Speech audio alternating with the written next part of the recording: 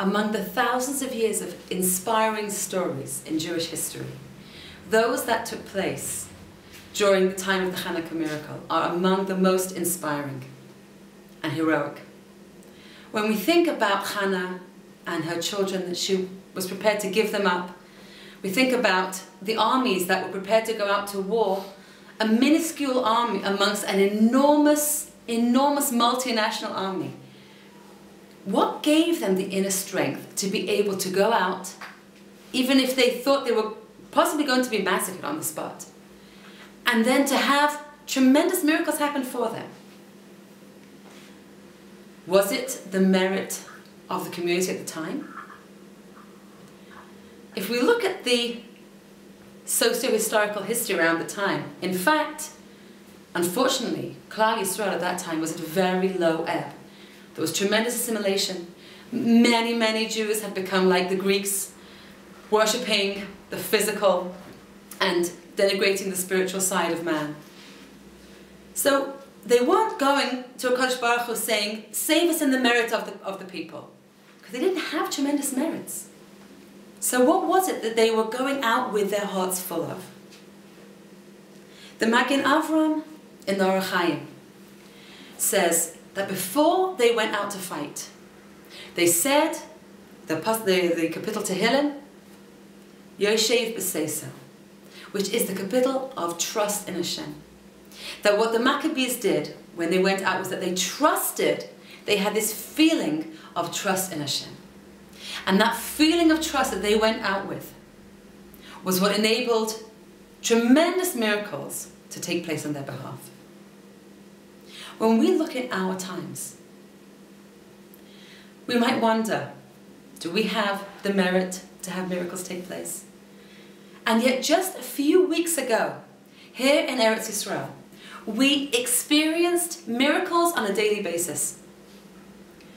It was pretty funny what happened to my son. My son was in yeshiva when the siren went off here in Beitar, and we really weren't anticipating, a siren going off. And he learns in a caravan.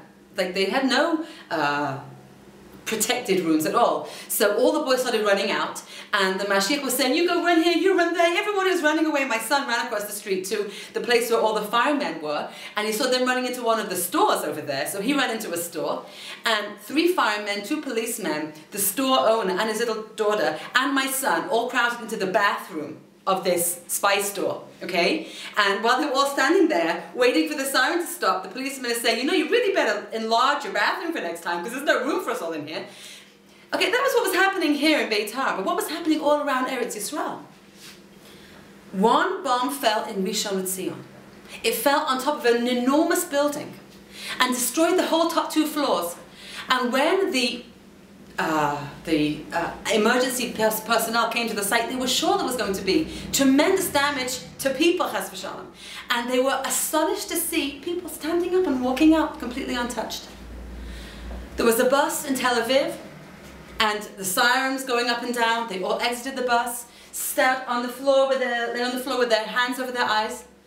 And the second that the bus was empty, the bomb landed right on the bus, and the whole bus exploded. But they were unharmed. In another story, a woman was driving down also in Tel Aviv. She got out of the car, and she covered her baby daughter with her body.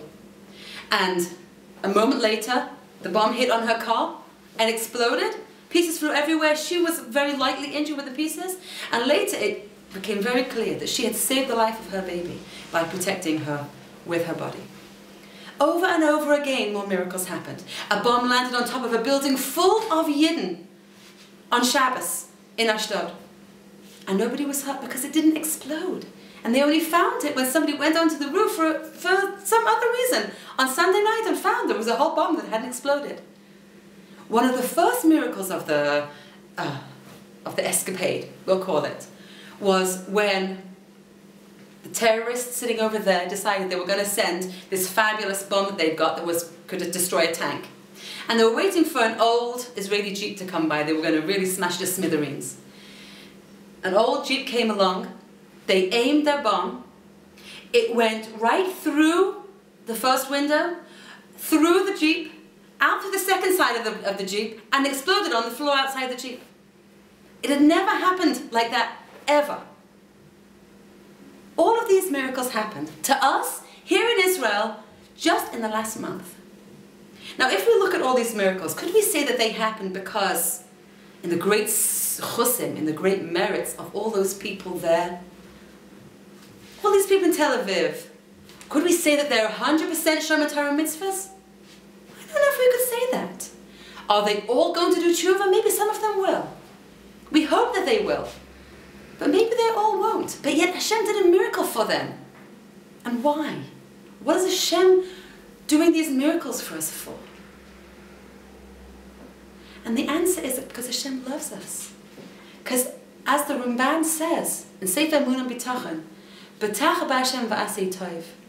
We can trust in Hashem that He's looking out for us, that He cares for us, that He loves us, even if we are not yet perfect, even if we still haven't gone all the way and do all that we should do, even if we still know that we have many faults, we can trust in Hashem. And the point, part of the point, that we can take away from these miracles that happened in our days is to look at them and say, Hashem did this for me. Hashem did this for these other people. Yeah, I hope they will do tshuva, but even if they don't, the point is for me to look at these miracles and say, Hashem does miracles. And the Nesiva Shalom says, this is the point of the miracle, of the lighting of the candles on Chanukah. Persumi Nisa, we publicize the miracles that happen to show Shechina Shoyrek B'Yisrael, that HaKadosh Baruch Hu is sitting and resting His presence upon His people. Whether we are wonderful or whether we're not so wonderful, whether we're perfect or whether we're not perfect, and each of us knows that we're not perfect. But just because we're not perfect, it doesn't mean we can't trust.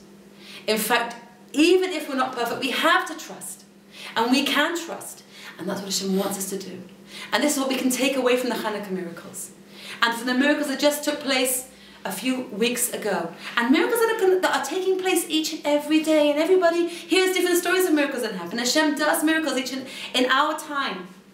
In order for us to say, Shechina Shoyrek B'Yisrael. HaKadosh Baruch Hu loves us. HaKadosh Baruch Hu is here with us. HaKadosh Baruch Hu wants us to trust in Him.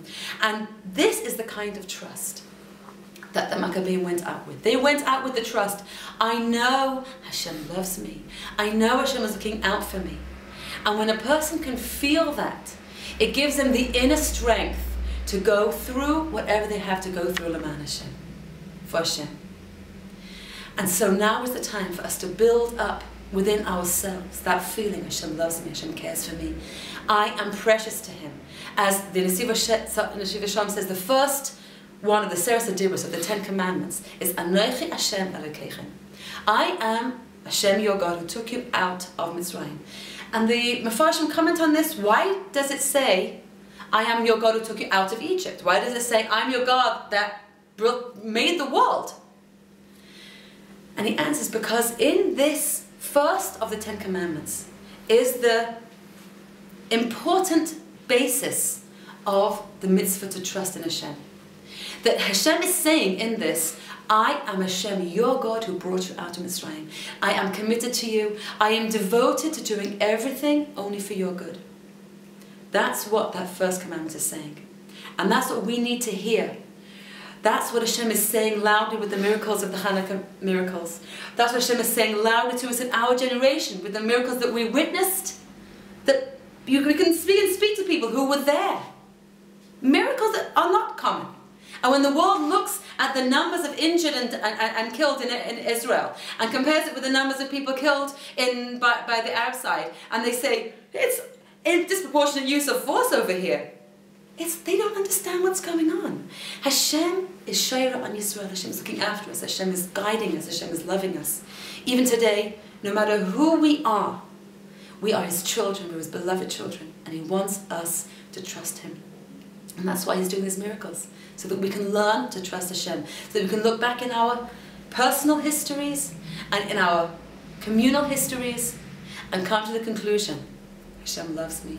Hashem is going to continue changing nature for me in order to help me out of my personal situation.